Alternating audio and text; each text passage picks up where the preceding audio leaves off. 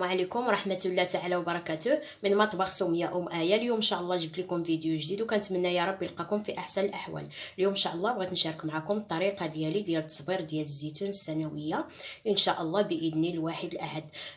هذا الزيتون اللي كنت درت معكم المهرس المفرشخ، هذا نسمناه بالهريسه والقليل ديال الثومه والكمون والملح والحامض.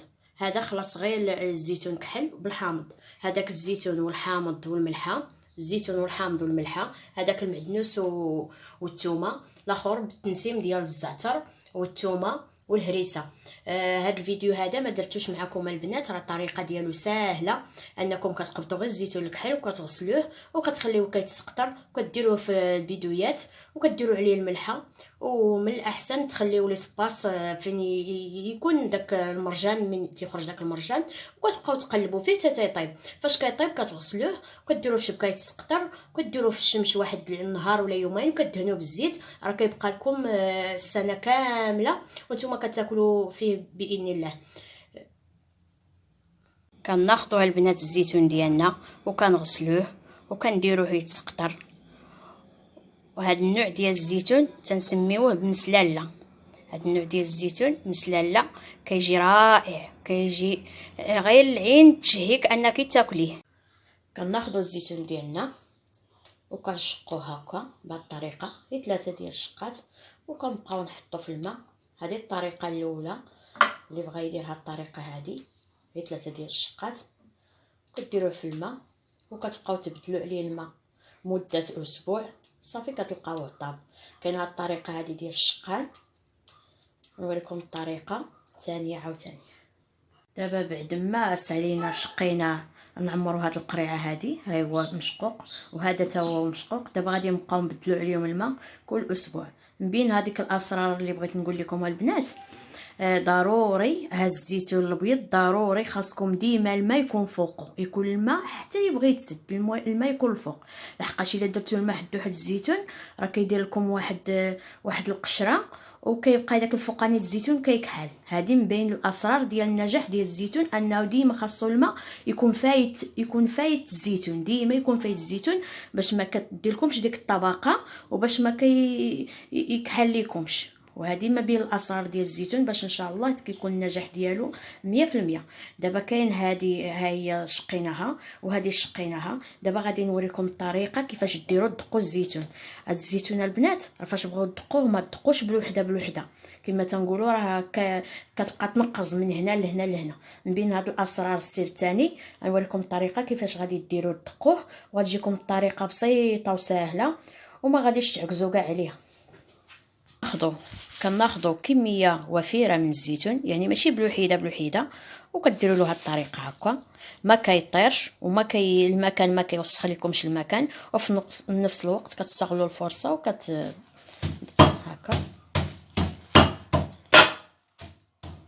صافي. هانتوما البنات كديروا الزيتون كميه وفيره وكتدقوه، وداك المرجان ديالو كيبقى داخل الميكا وكتحيدوه هكا. دابا هذه مشقوقه، دابا هذه غادي نديروها نعمروها بالزيتون مهرس. دابا انا غاديه معكم البنات خطوه بالنسبه للبنيات المبتدئين والنساء اللي ما كيعرفوش يصاوبوا الزيتون. راه ما شاء الله هذا الزيتون هذا راه يجلس لكم تيجلس عام. وكاينه اسرار اخرى ان شاء الله غادي نقولها لكم في بقيه ديال الفيديو. خاصكم دائما السر الثالث انكم دائما ما ديروش الزيتون في دوك القنينات اللي كنشريو من الحانوت اللي فيهم فايت مستعمل فيهم الزيت، ما ديروهمش، راه كيعطي واحد الريحه ماشي هي هذيك. من الاحسن ديروه في البيدويه ديال الماء المعدني، يا البنات، في البيدويه ديال الماء المعدني، او بيدو شاريينو جديد او طرو ولا هذا شاريينو جديد. وما بين الاسرار السر الرابع انكم الزيتون الا كان عندكم كميه وفيره راه يجلس لكم مده سنه. خاصكم ما ديرولوش الماء ديال الروبيني، الماء ديال الروبيني فيه الكلور، داك الكلور كيطيب لنا الزيتون. ديروا له اما الماء طيبوه وخليوه حتى يبرد، يا اما ديروا الماء ديال البير. هذا السر الرابع. بعد ما الزيتون ديالنا خضيناه مده ديال سيمانه وبقينا نديرو عليه الماء، نبدلو عليه الماء يوميا يوميا يوميا حتى يطاب. كنذوقو كنلقاو حلا، مكنلقاوش مقاو ولا مر. صافي ديك الساعه كنقبطوه. هذه هي صاوبتها، درت فيها الحامض، درت فيها الملحه وخلاص. وهذا الحار على حساب كل واحد واش اللي يعني اختياري ماشي ضروري. هيا نحيدوها جانبا. دابا بقات لنا هادي وهادي وهادي. هاي غادي ناخدو هادي وغادي نحيدو منها هاد الماء هذا.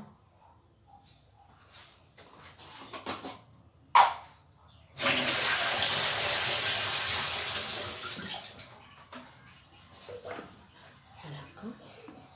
او عندنا الحامض ديالنا هنايا معصر، الحامض ديالنا معصر. بسم الله على بركه الله. كنديرو تقريبا واحد 4 ديال الحامضات، كنديرو معلقه كبيره ديال الملحه،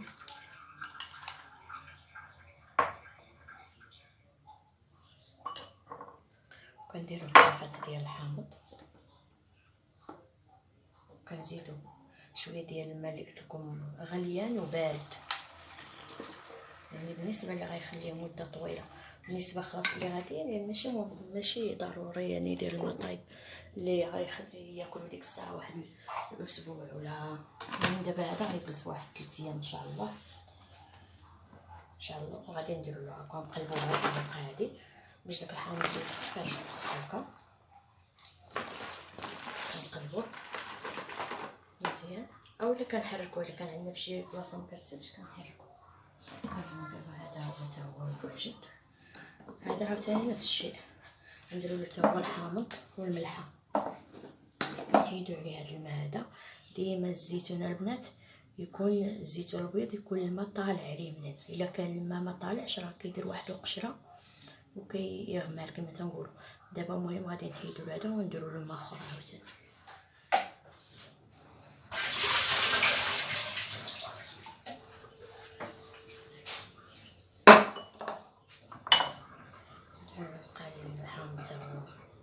نقطع طريفات صغار، نديرو الحامض ولا الزنبوع اللي كان عندكم موجود، ماشي بالضروري الحامض، اما الحامض اما الزنبوع. غنديرو معلقه ديال الملحه، كنديرو عاوتاني الماء،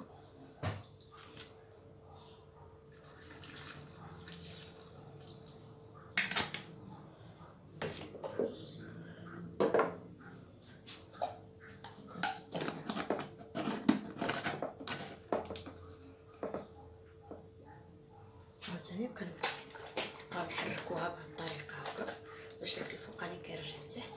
وسدوهم باحكام البنات، سدوهم باحكام.